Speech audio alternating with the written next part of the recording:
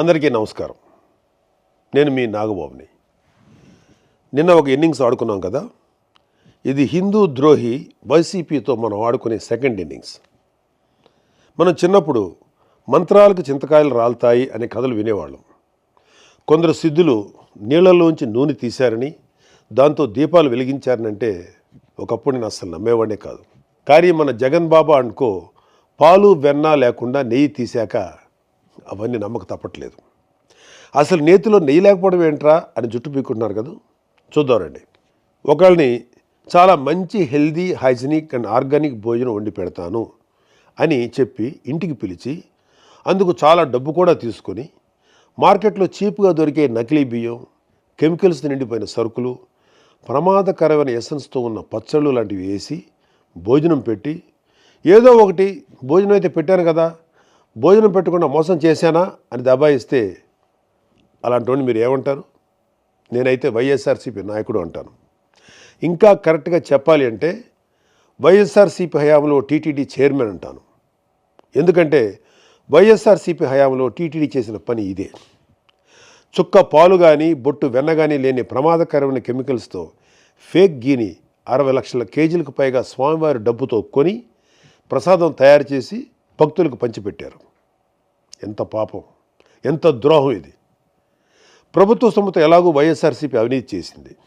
స్వామివారి టీటీడీని అయినా కొంచెం నీతిగా నడిపి ఉండొచ్చు కదా, ముఖ్యంగా ప్రసాదం లాంటి విషయాల్లో. ఇదేదో సాక్షి లాంటి పేపర్లోనో ఛానల్లోనో వచ్చిన న్యూస్ కాదు. సుప్రీంకోర్టు ఆర్డర్స్తో నియమించబడ్డ స్పెషల్ ఇన్వెస్టిగేషన్ టీం సిట్ 1.5 సంవత్సరం పాటు దేశం మొత్తం తిరిగి జల్లెడ పట్టి కనుక్కున్న విషయం. పాలు వెన్న ఏమాత్రం లేకుండా పూర్తిగా కెమికల్స్తో, రకరకాల ఆయిల్స్తో, చెత్త ఎసెన్స్లతో తయారైనటువంటి నెయ్యిని స్వామివారి ప్రసాదమైన తిరుమల లడ్డూకి వాడారు. దైవభక్తి, పాపభీతి ఏమాత్రం లేని వాళ్ళే ఇలాంటి దారుణాలు చేయగలరు. మన సనాతన హైందవ ధర్మం ప్రకారం అజ్ఞానం వలనో పరిస్థితుల వలనో తప్పు చేస్తే అందుకు క్షమించవచ్చు.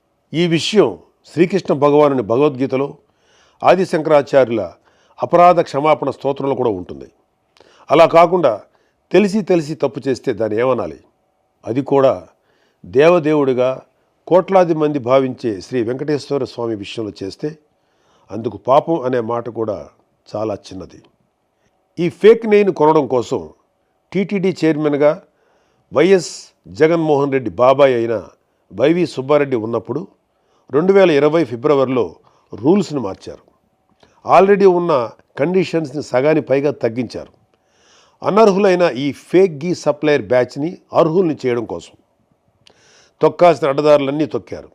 ఇలాంటి వెధవ ఫేక్ సప్లయర్స్కి వీళ్ళు పెట్టిన పేరు వర్చువల్ డైరీ. ఇవి దొంగ డైరీలు. బినామీ పేర్లతో రకరకాల రాష్ట్రాల్లో ఆపరేట్ చేస్తూ ఉంటాయి. ఒక దగ్గర ఒక పేరుతో బ్యాన్ అయితే ఇంకో పేరుతో కొత్త అవతారం ఎత్తుతారు. అచ్చంగా జగన్ కంపెనీలో పెట్టుబడులు పెట్టిన దొంగ సూట్ కేసు కంపెనీల్లాగా. ఇవి పాలు వెన్న ప్రొక్యూర్ చేస్తామని అబద్ధాలు చెప్పి కమిషన్లు ఇచ్చి కాంట్రాక్ట్ సంపాదించి కెమికల్స్తో చేసిన ఫేక్ గీని సప్లై చేస్తాయి. మరొకసారి గుర్తు చేస్తున్నా, ఇవేవి నేను ఇంకెవరో పుట్టించిన మాటలు కాదు. సాక్షాత్తు సిట్ 36 మందిని నేరస్తులకు చెప్తూ వేసిన ఛార్జ్ షీట్లో ఉన్న విషయం. నేను వైవి సుబ్బారెడ్డి పేరు ఏదో రాజకీయ అక్కస్తో తీయలేదు. అతని పిఏని సిట్ అధికారులు అరెస్ట్ చేసి విచారిస్తున్నారు. ఊరికినే కాదు, ఆధారాలతో. ఇవన్నీ ముందు చెప్తాను. ఇందాక ఈ తప్పుడు ఫేక్ గీ విషయంలో పాపం అనే మాట సరిపోదన్నాను కదా. సరైన మాట ఏంటంటే ఘాతుకం.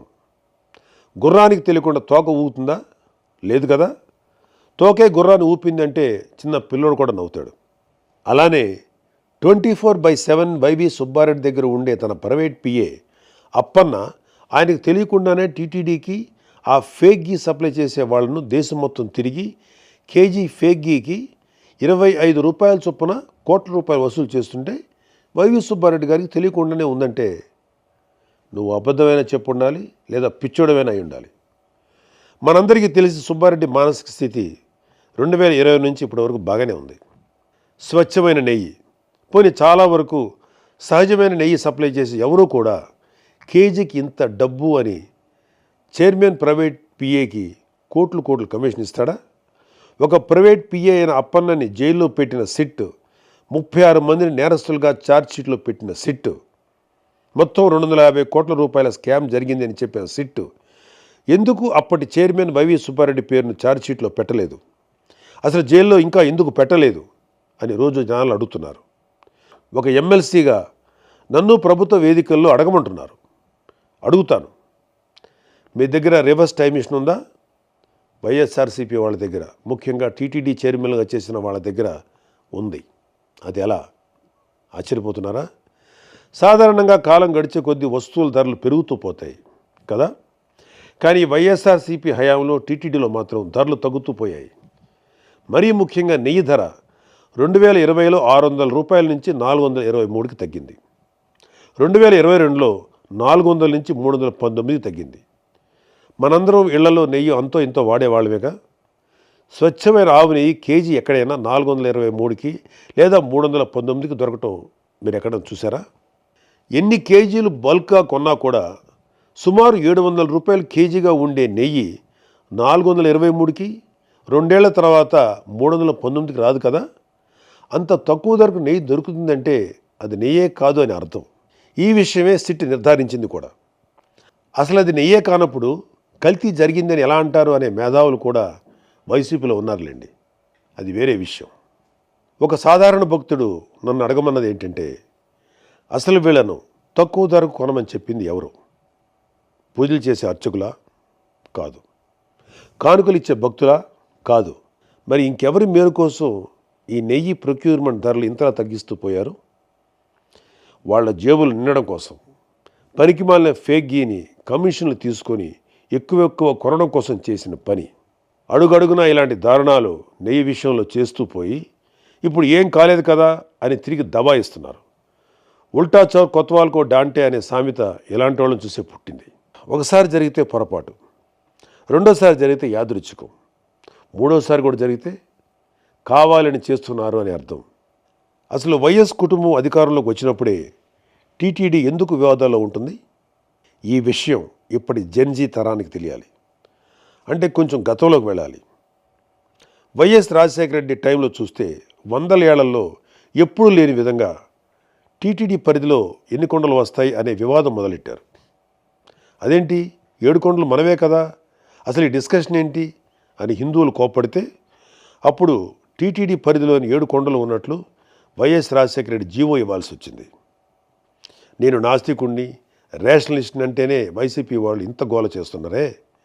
మరి వైఎస్ రాజశేఖర రెడ్డి ఒక నాస్తికుడు, ఒక రాడికల్ స్టూడెంట్ యూనియన్లో పనిచేసి బూతు సుప్రభాతాలు రాస్తూ హిందూ దేవుళ్ళని, ఆచారాలని అవమానిస్తూ వచ్చిన భూమన కరుణాకర్ రెడ్డి లాంటి వ్యక్తికి హిందువులందరూ వద్దు వద్దు అంటున్న టీటీడీ చైర్మన్గా ఎలా నియమించాడు?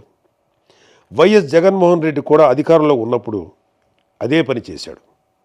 అలాంటి ఒకసారి టీటీడీ చైర్మన్ చేస్తేనే హిందువులు బాధపడ్డారు. అలాంటి రెండోసారి కూడా చైర్మన్గా చేయడం ఎందుకు? హిందువులు బాధ పెట్టడం కోసమా? వైఎస్ రాజశేఖర రెడ్డి, జగన్మోహన్ రెడ్డి వంశపారంపర్యంగా క్రైస్తవులు. మనది లౌకిక దేశం. వాళ్ళ నమ్మకాలని గౌరవించాలి, తప్పకుండా గౌరవిస్తాం. వాళ్ళని అడిగేది ఏంటంటే, వాళ్ళ మత సంస్థలకి ఒక నాస్తికుణ్ణి, ఒక దైవదూషణ చేసేవాడిని చైర్మన్గా పెట్టి అలాంటి వాడి చేతికి మత సంస్థ డబ్బు, నిర్ణయాలు అప్పచెప్తారా?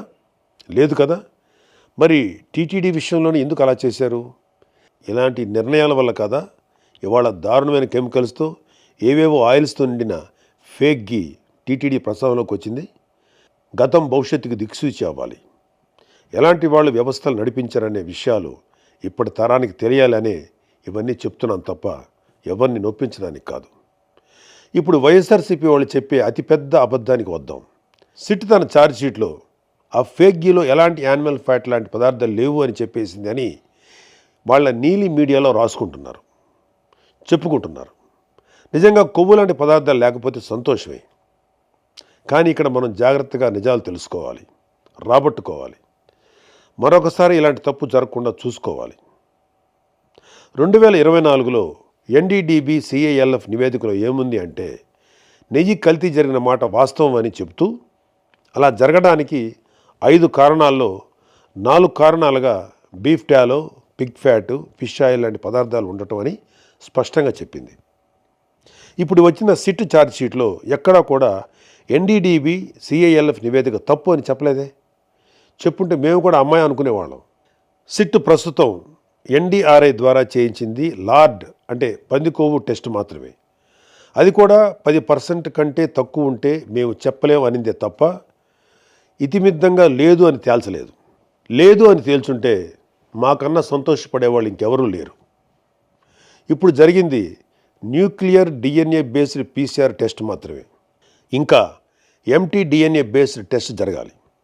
ఎన్డీడీబీ రిపోర్ట్లో చెప్పిన అన్ని జంతు పదార్థాలకు జరగాలి.